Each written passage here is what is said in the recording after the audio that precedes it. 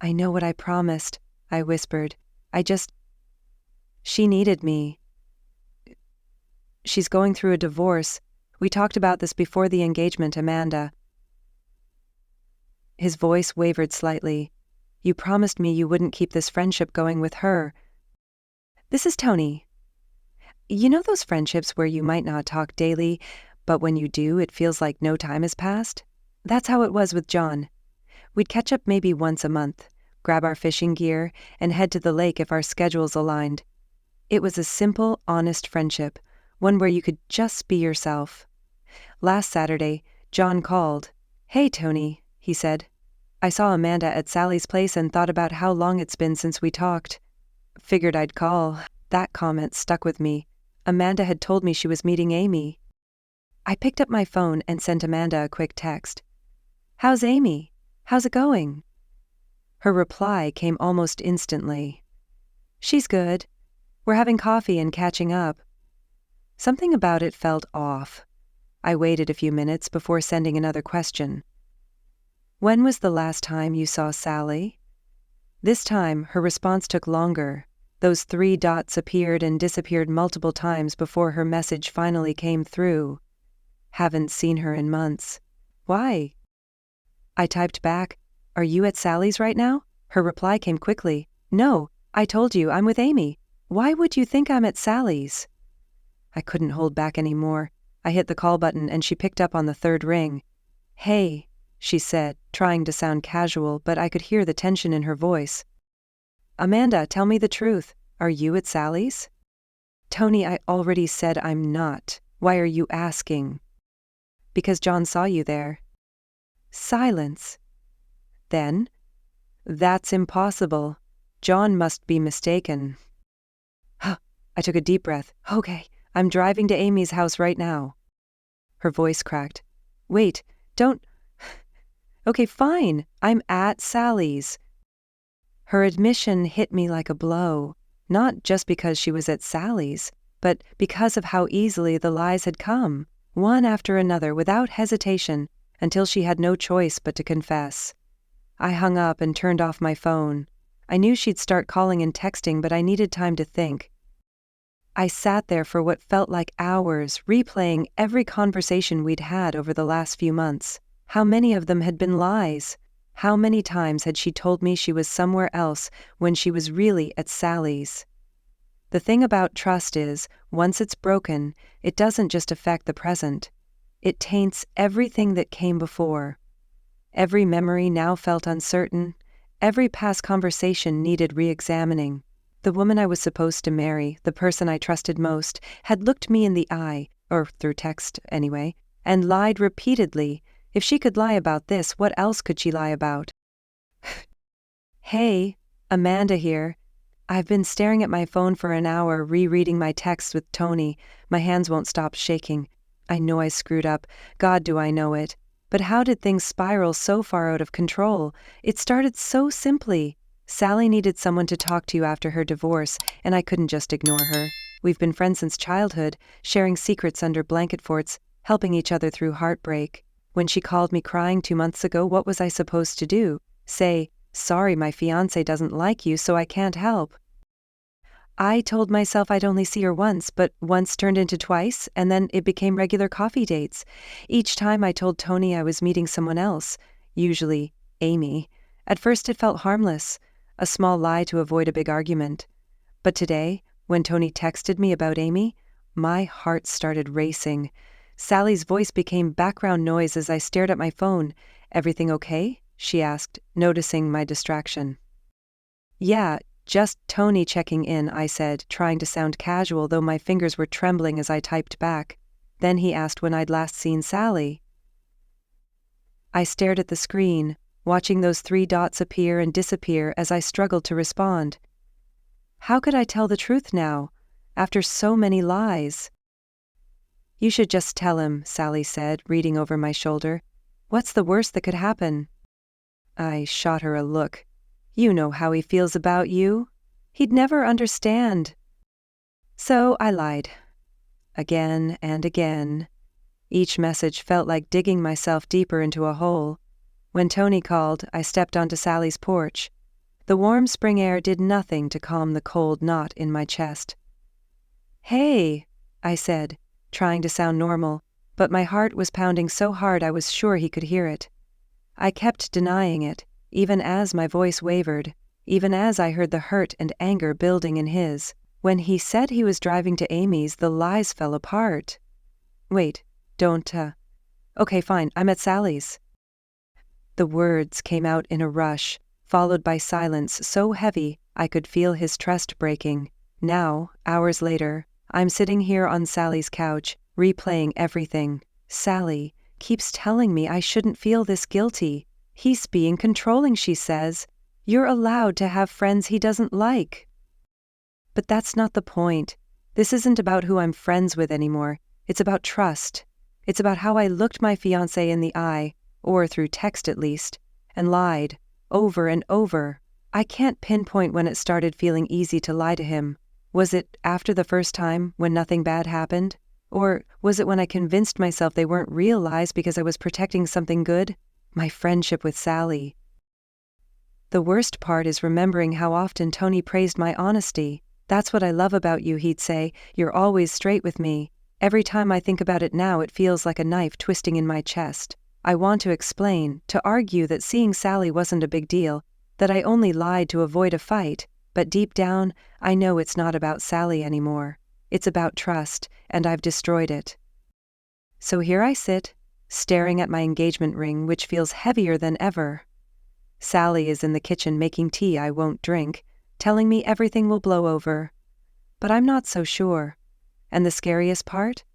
I don't know if Tony will ever see me the same way again. You know what's worse than uncovering a lie? Recognizing it's part of a larger pattern. As I sit here, trying to make sense of everything, my thoughts keep circling back to Sally and the warning signs I've noticed over the years. I remember meeting her for the first time at Karen's house. Karen, one of Amanda's best friends since college, was hosting a barbecue. Sally spent the entire evening dropping sly comments, yet sharp enough to leave an impression. "Oh, Amanda's settling down already? You're so young, you've barely experienced life," she'd say with this concerned look, as if she was doing Amanda a favor. Then she'd glance my way, flash a sweet smile, and add, "No offense, Tony." I might have let it slide if it were just about me, but then came the situation with Karen's husband. I'll never forget that Sunday morning when Karen called Amanda, sobbing so hard she could barely get the words out. Her husband had been having an affair with Sally, right under all our noses. "I trusted her," Karen had said, her voice breaking. "She was my friend. She'd sit at my table, play with my kids, and all that time." The worst part was that Sally showed no remorse. She tried to rationalize it, claiming Karen's marriage was already falling apart, and that she'd simply sped up the inevitable, as if destroying a family was doing Karen a favor. I pull out my phone and reread Amanda's messages. Every lie about being with Amy while she was actually with Sally makes my stomach turn. It's especially painful because we had talked about this before I even proposed. "I get it now," Amanda had assured me back then. "I see how toxic Sally can be. I don't want that energy in our lives." I believed her. Why wouldn't I? Amanda had always been straightforward, the kind of person who tackled issues head-on instead of avoiding them. That honesty was one of the things I loved most about her. Now I'm questioning if I ever really knew her at all. My phone buzzes, a new text from Amanda, another attempt to explain. But what's left to explain? This isn't just about sneaking around to see Sally. It's about a pattern. Sally's toxic influence has ruined every relationship she's been involved in.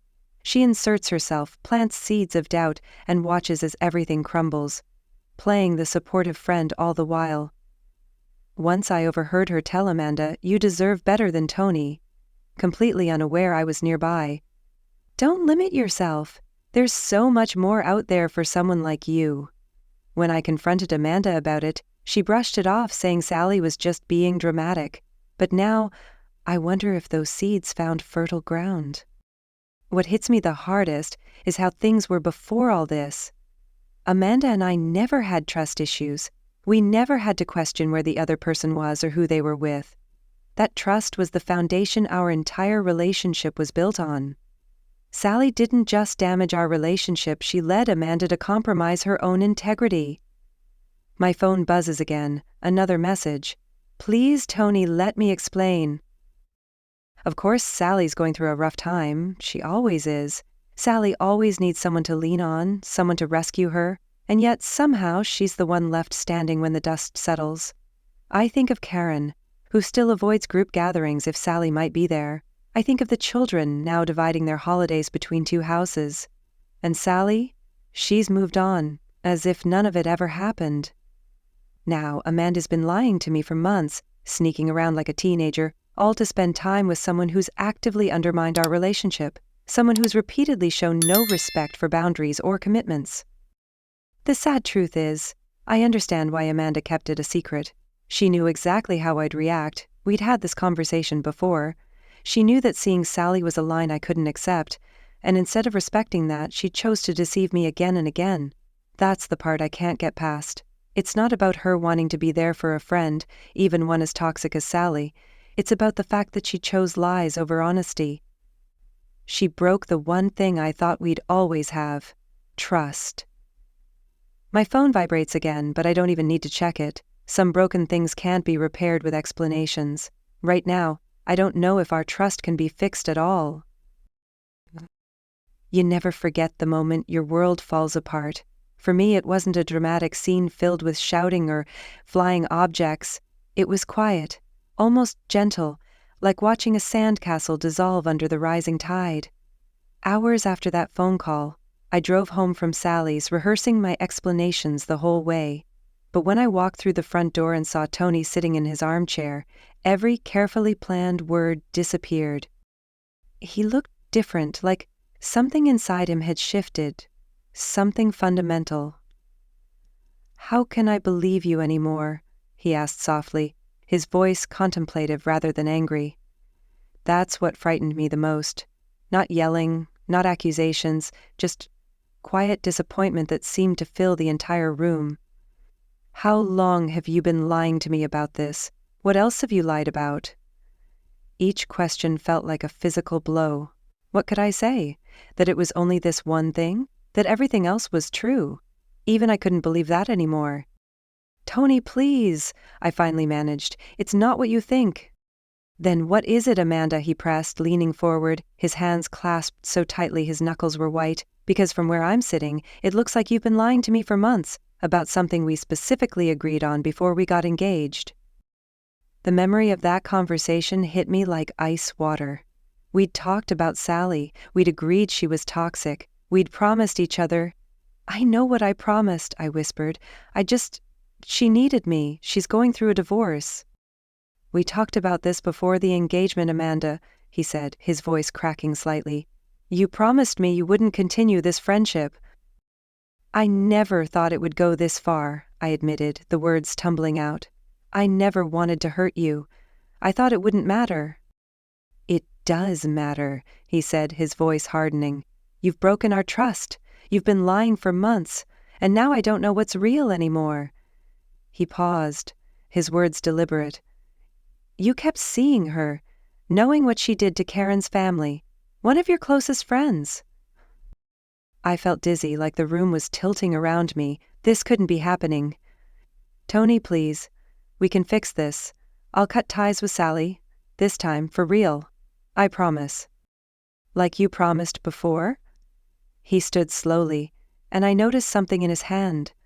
My heart stopped when I realized what it was. "It's over," he said, his words heavy as stones. "You chose her over us. I need the ring back." My hand instinctively went to the engagement ring I'd worn proudly for the last 5 months. The diamond that had caught the sunlight each morning now felt unbearably heavy, a reminder of promises that had been shattered. Now it felt as though it was burning against my skin. My fingers trembled as I worked to remove it. The ring caught on my knuckle, as if even this small piece of metal was resisting the inevitable end. At last it slipped free. I held it for a moment, this small circle that had once symbolized our entire future, before placing it into its outstretched hand. The soft weight of it leaving my grasp carried a finality that nothing else had. My finger felt bare. Wrong. A pale band of skin stood out, a ghostly reminder of everything I'd lost. I wanted to argue, to plead, to make him understand that this couldn't be the end, that 3 years together couldn't end like this. But as I looked at him, truly looked at him, I saw something that stopped me cold. It wasn't anger in his eyes anymore. It was worse. It was resignation. The full weight of my actions crashed over me. This wasn't just about Sally. It wasn't even about the lies themselves. It was about trust, the foundation of everything we had built together, and I had destroyed it, one small act of dishonesty at a time. I stood frozen as he walked away. The room suddenly felt enormous, unbearably empty. The photos on the walls of us hiking in Colorado, dancing at his sister's wedding, laughing on the beach in Mexico, seemed to stare down at me, filled with silent accusations. Now I'm sitting here alone, the stillness of the apartment pressing in from every direction. The ring remains on the coffee table where he left it, catching the fading light of the afternoon sun. Somehow it looks smaller now, less meaningful than it once did when it represented our entire future. Sally keeps texting, asking what happened, but I can't bring myself to reply, because she's not the real issue, is she? The problem is me. My choices, my lies. I keep replaying everything in my mind, wondering when I could have stopped this avalanche. Was it after the first lie? The second? When did it become so effortless to look him in the eye and say things we both knew weren't true? The hardest part is that I understand why he made this decision. If the roles were reversed, would I ever be able to trust me again, after discovering months of deliberate deceit? The sun is setting now, casting long shadows across his living room floor. Soon I'll need to start packing, figure out where to go, what to do next. But for now, all I can do is sit here, surrounded by the ruins of the future we had planned together, and wonder how I managed to destroy something so valuable over something so trivial. They say trust is like a piece of paper. Once it's crumpled, you can never fully smooth it out again. But this isn't just crumpled, this is shattered. And as I finally stand, leaving the ring behind, I realize that some things truly can't be repaired, no matter how much you wish they could.